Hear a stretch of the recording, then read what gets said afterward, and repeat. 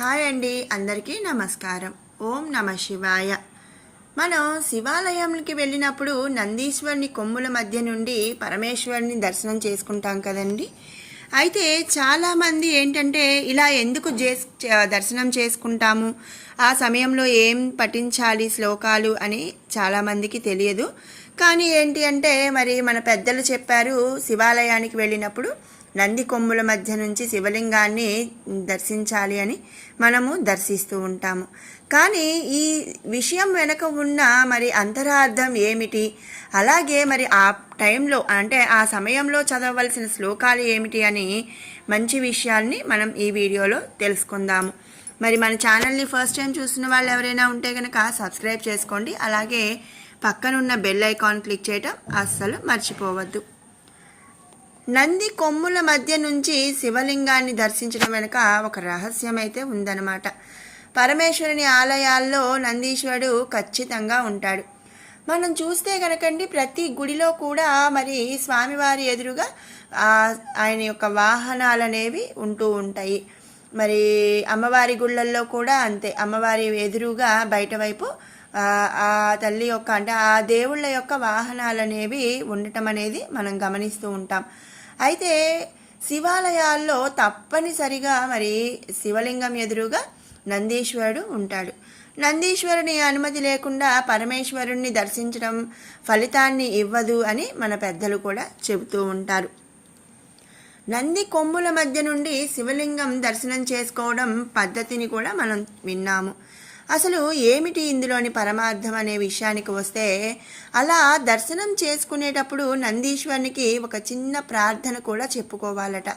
అంతేకాని ఊరికే వాళ్ళు చూశారు కాబట్టి మనం చూసాం, మన పెద్దవాళ్ళు చూడమన్నారు కాబట్టి మనం చూసాము అని కాకుండా మరి మనం ఒక చిన్న ప్రార్థన అనేది చేసుకోవాలి. అది ఏమిటి అనేది ఇప్పుడు ఇక్కడ తెలుసుకుందాం.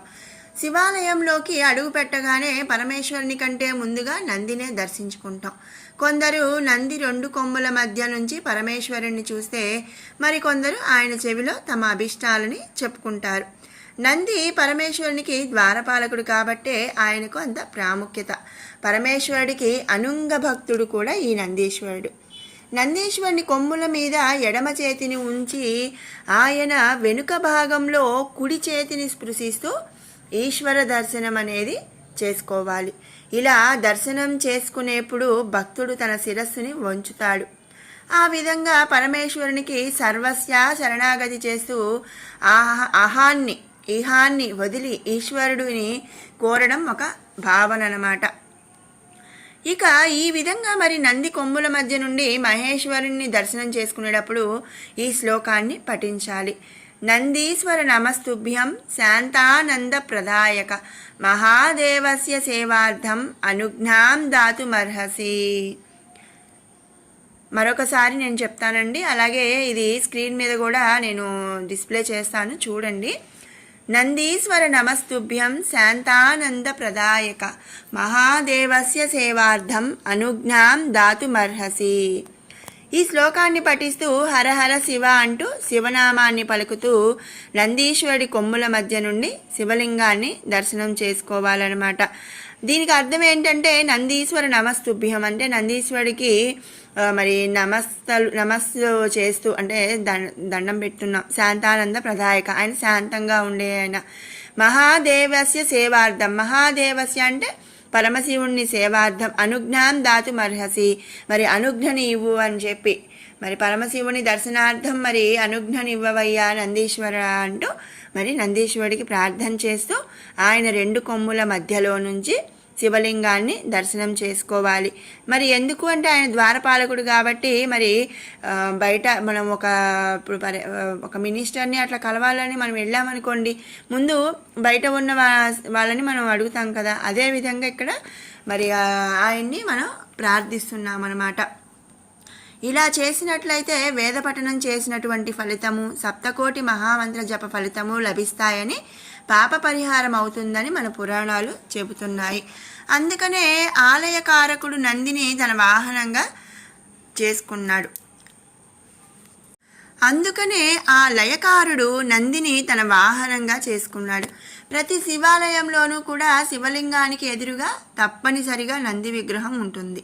ఆలయంలోని మూల విరాట్ దర్శనం చేసుకునే సమయంలో మనసుని భగవంతునిపై కేంద్రీకరించాలి. అందుకే గర్భాలయంలో చాలా చిన్న అఖండ దీపారాధన మాత్రమే వాడతారు. మరే ఇతర దేవాలయాల్లోనూ లేని విధంగా శివాలయంలో మాత్రమే నంది కొమ్ముల మధ్య నుంచి శివలింగాన్ని చూస్తారు. సాధారణంగా శివాలయానికి వెళ్ళినప్పుడు మనం ఆలయానికి ప్రదక్షిణ చేసి పరివార అంటే ఇతర దేవతల దర్శనం చేసి పరమశివుణ్ణి దర్శించుకుంటాము. కొందరు భక్తులు నందీశ్వరునికి నమస్కరించి వెళ్ళిపోతారు. కానీ అది అసంపూర్ణ దర్శనం అని మన శాస్త్రాలు చెబుతున్నాయి. పరమశివుడు ఏ శివాలయంలో అయినా శివలింగ రూపంలోనే ఉంటాడు. అంటే ఇతర దేవతలలాగా కరచరణాదులు అంటే విగ్రహ రూపం లేకుండా లింగాకారంగా ఉండే సాకార స్వరూపం మహాదేవుడు.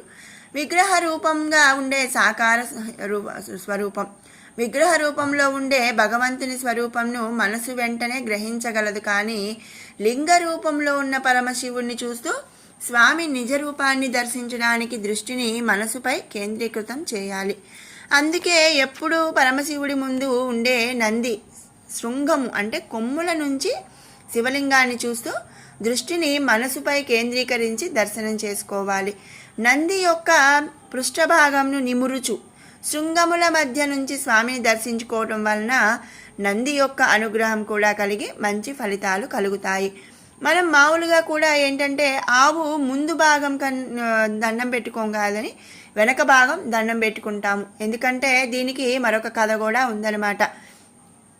ఆవు మరి లింగోద్భవ సమయంలో బ్రహ్మకు తరపున ఆవు తలతో అబద్ధం చెప్పింది, అలాగే తోకతో నిజం చెప్పింది. కాబట్టి మహాదేవుడు అలా వరం ఇచ్చాడు. ఆ ఆవుకి గోమాతకి తలవైపు కాకుండా వెనక వైపు దండం పెట్టుకోవాలి, పూజనీయం అని చెప్పి వరం అనేది ఇచ్చాడు. అంతేకాకుండా మరి గోమాతలో ముక్కోటి దేవతలు ఉంటారని, ఆ ముక్కోటి దేవతల్లో మరి వెనక వైపు లక్ష్మీదేవి నివాసం ఉంటుంది అని చెప్పి, కాబట్టి ఆవు యొక్క వెనక వైపు దండం పెట్టుకోవాలి అని చెప్పి కూడా మనం వింటూ ఉంటాము. అలాగే మరి నంది చెవులో కోరికలు చెప్పే విధానం కూడా ఒక పద్ధతి ఉంది. కుడి చేతిని నందీశ్వరుని చెవికి అడ్డంగా పెట్టి నెమ్మదిగా గోత్రము, పేరు, కోరిక చెప్పడం మంచిది. తర్వాత శివాలయంలో ఇచ్చిన పుష్పాన్ని నంది వద్ద పెట్టాలి. గురు శిష్యుల మధ్య ఎవరూ వెళ్ళకూడదు. అందుకనే నంది విగ్రహం పైన కొమ్ముల మధ్య నుంచి శివదర్శనం చేసుకోవాల్సి ఉంటుంది. శంభుడు త్రినేత్రుడు. ఆయన త్రినేత్రం తెరిస్తే సకల చరాచర జగత్తు తల్లడిల్లిపోతుంది. అందుకనే నేరుగా శివుని ముందుకు వెళ్ళకూడదు అని మన పెద్దలు చెబుతారు. దీంతో ముందుగా ఆయన వాహనమైన నంది కొమ్ములపై వేళ్లను ఆనించి దర్శనం చేసుకున్న అనంతరమే మందిరం లోపలికి వెళ్ళాలి. దీన్నే శృంగ దర్శనం అంటారు. శృంగ అంటే కొమ్ములు అనమాట. కొమ్ముల మధ్య నుంచి చూసే దర్శనం అని అర్థం. రాశి చక్రంలోని మిథున రాశి గౌరీ శంకర స్వరూపం, వృషభ రాశి నందీశ్వర రూపం.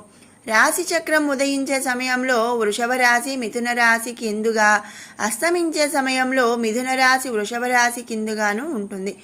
ఆ కారణం వలనే శివుడు వృషభ వాహనుడు, వృషభధ్వజుడు అయ్యాడు. వృషభం అంటే నంది.